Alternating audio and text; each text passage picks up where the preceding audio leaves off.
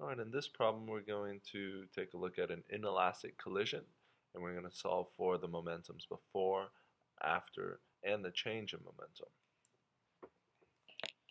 In this case, we're going to start with our first box, the large fish's momentum before the collision, and in that case we'll see that the equation that we'll be using quite often today is P is equal to M times V.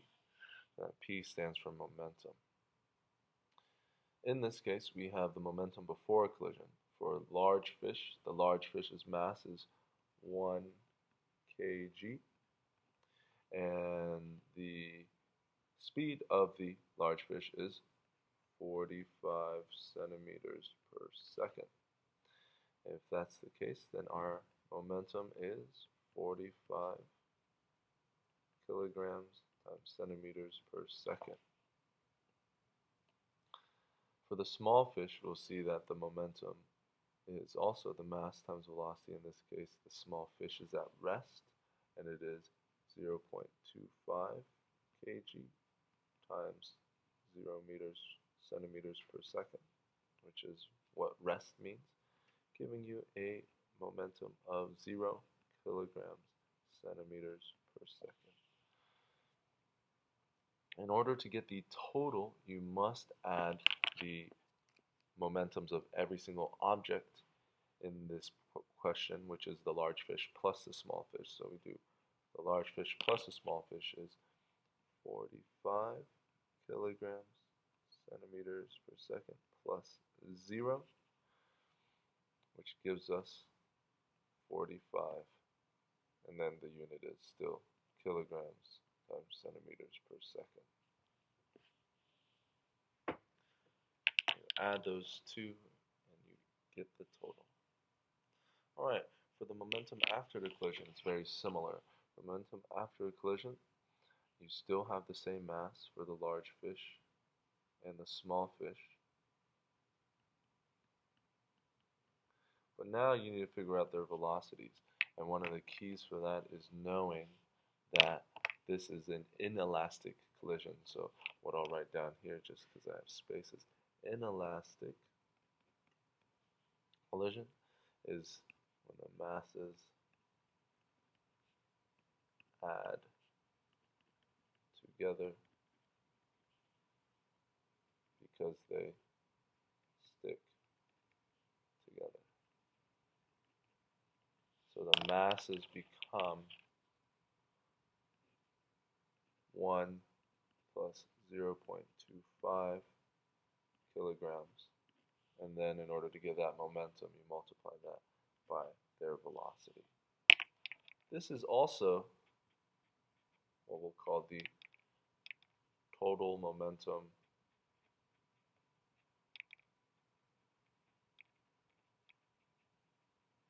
before.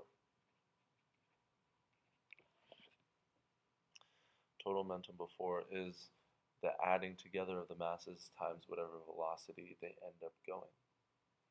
If that is a total momentum before, we can actually create an equation out of this. So this right side of the equation has to be equal to something else, and that something else is going to be our total momentum.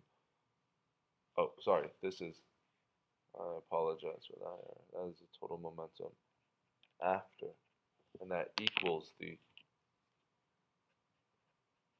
total momentum before.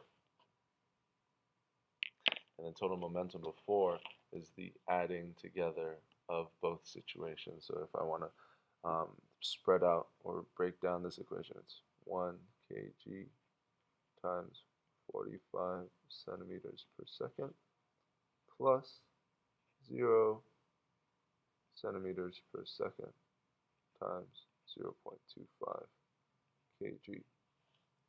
And that actually equals to what we have on the bottom here, which is 45 kilograms centimeters per second. And that equals 1 plus 0.25 is 1.25 times V. And in order to get V, we divide 1.25 on both sides to isolate V. end up getting V is equal to about, what is that, 18,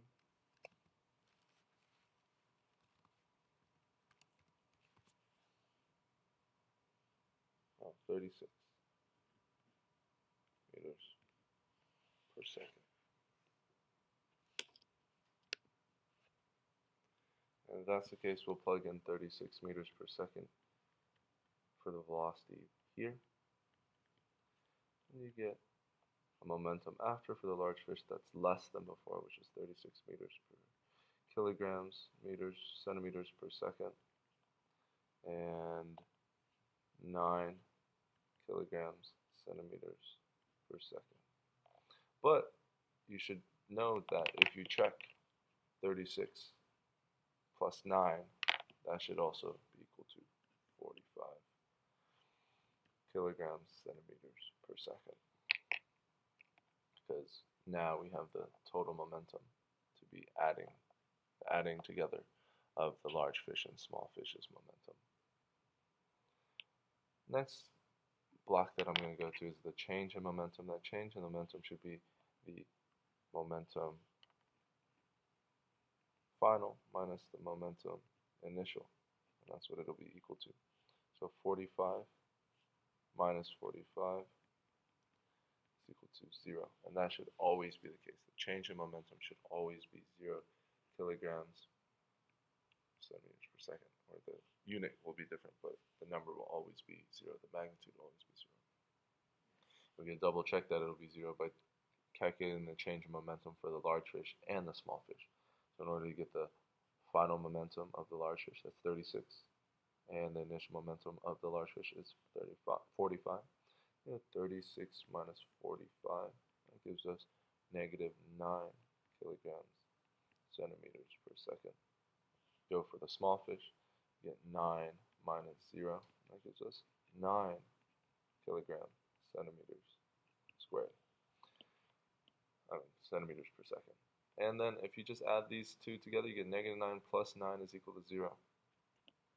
Alright, and then to recap everything, know that this box will always equal, or should always equal, this box, which leads to this bottom right box always being 0.